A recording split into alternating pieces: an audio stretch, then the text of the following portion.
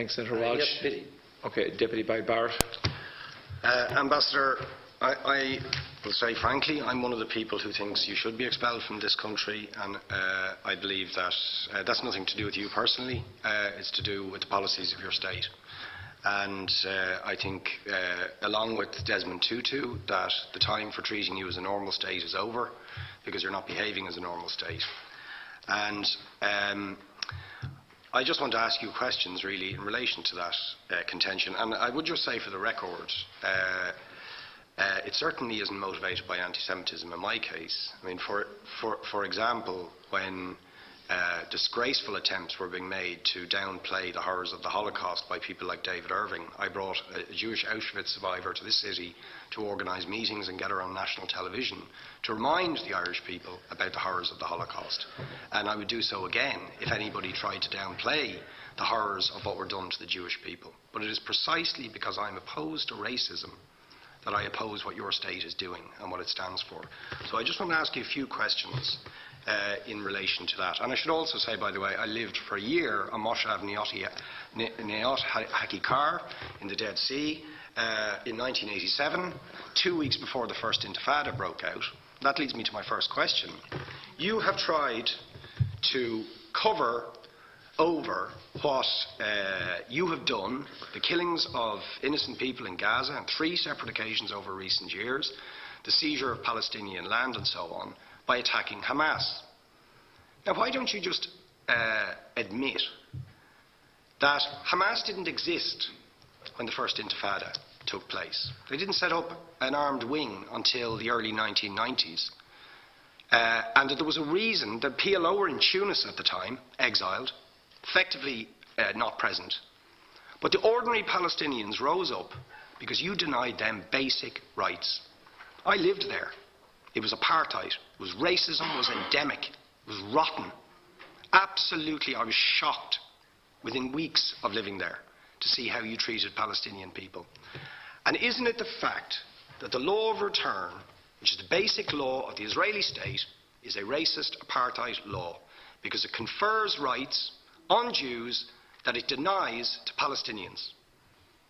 It allows, for example, if I was Jewish and had never stepped foot in Israel, I could claim citizenship there tomorrow, but 6 million people whose origins are in what you now call Israel, who were forced out in 1947 or 48, do not have that right.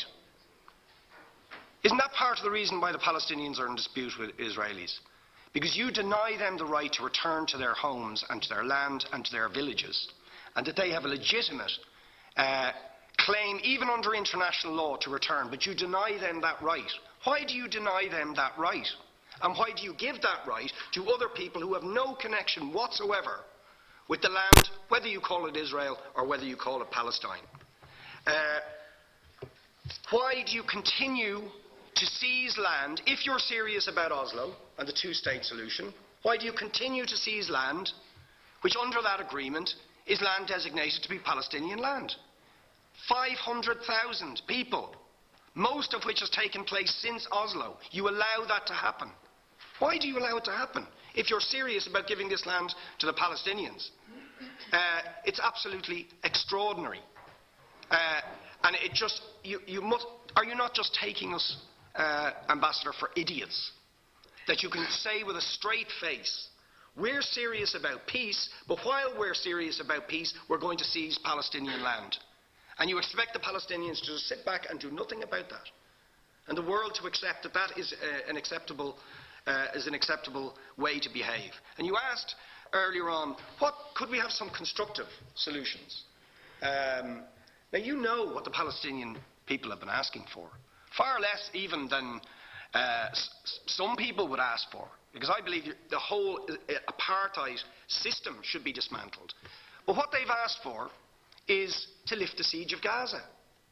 Just to lift the siege of Gaza. Let them have an airport. Let them have ports. Let them not be dictated to by a government for whom they do not vote as to what can go in and out of their territories, whether they will have power, whether they will have clean water, whether they will have medicine. What makes you think you're allowed to have nuclear weapons and the 4th biggest army in the world and visit destruction on the people of Gaza But they have no right to defend themselves. They have no territorial sovereignty over that land. Could you ask questions, please? How do you justify that? Yeah. All right. How do you justify those double standards? And very lastly, Ambassador, people like Bishop Tutu, Nelson Mandela, and I would certainly describe your state as a apartheid state, with different laws for people depending on their race or religion. Now, isn't that just the case that, for example, at checkpoints going into the West Bank, there's a channel if you're Israeli or European, and there's a channel if you're Arab? Just because you're Arab. If you came into Dáil Éireann and they stopped you and said, "Are you Jewish?" "Oh no, sir, you can't come in through the same entrance as Irish people or European people because you're Jewish," you would call that racism and apartheid. But yet, you practice that. You practice that with your checkpoints and your military barriers and your apartheid wall. How can you justify that? All right, thank you. Last, Mr. Boyd Barrett, I think that I haven't heard so many cliches in such a short time for a long, long time. You belong to those who think that I had to be expelled from this country. I'm sorry to delude you too. And the fact that you mentioned a few times already this afternoon that you are not anti-Semite raises questions. I'm not saying that you are. Disgraceful comment. I'm not saying that you are. Absolutely disgraceful comment. please. But the fact that you mentioned it, I never claimed that you're an anti-Semite. The fact that you mentioned it. Your document did. Now, you said that you experienced, you lived in Otakikar. It was very hot and dry there. I know the area very well. And you saw that Israel is a racist country. I know what you've seen. You've seen all these buses in which only Jews, Ashkenazi Jews, can enter, because the buses for Ethiopians, Russians, and Mizrahi Jews is a different bus. You probably saw the supermarkets to which only Israelis can enter. Arabs are not allowed. Or you haven't seen that, because these things do not exist in Israel. You know damn well that Israel is not a racist country. Israel is a country in which everyone has the same rights. Every person doesn't matter to which religion or which orientation he has the right to vote and be elected. We have in Israel politicians that represent the minority, the Arab minority. We have judges at different levels of the juridical system. We have army officers. There are a lot. We have diplomats who are either Druze or Bedouins or other kinds of Arabs. And we are very proud of that, because Israel is a democracy that respects the rights of everyone. I know you can say that you don't believe me, but I saw it for myself. Exactly, so you've seen different things. Okay, please, I don't want this getting personal. Okay. Now, there are people, and I think you hinted towards that Israel was trying to mass murder the civilians of Gaza. In 2000, Gaza population was 1.2 million people. Today there are over 1.7 million people. That means that we are doing a very bad job trying to commit genocide to these people. I think that Israel proved the opposite. Israel proved that it tries to avoid the loss of life of innocent people.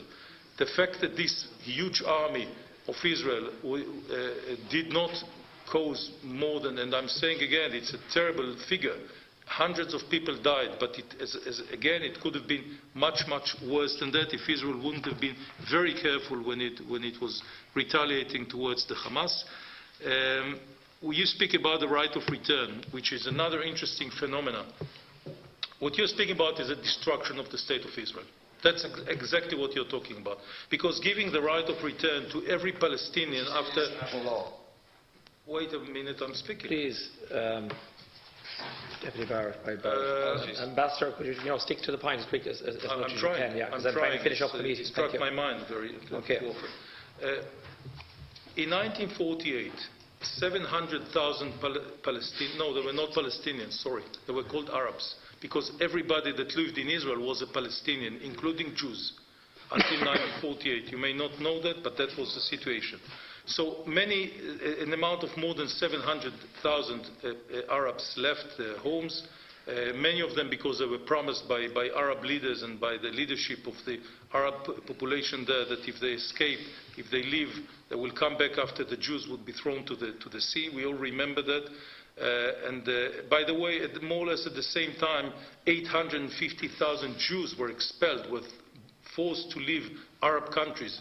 Iraq, Iran, Egypt, Yemen, Libya, and many, many more.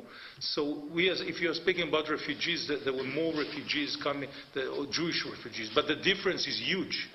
The Jewish refugees immediately became citizens of the State of Israel. They were well absorbed into the society, and now their children and grandchildren live as Israeli citizens. The Palestinians were never rehabilitated because it was the purpose of the Arab world to use them as a political tool. And this is why we do think that the organization UNRWA, that is in charge of Palestinian refugees, creates here a big problem, because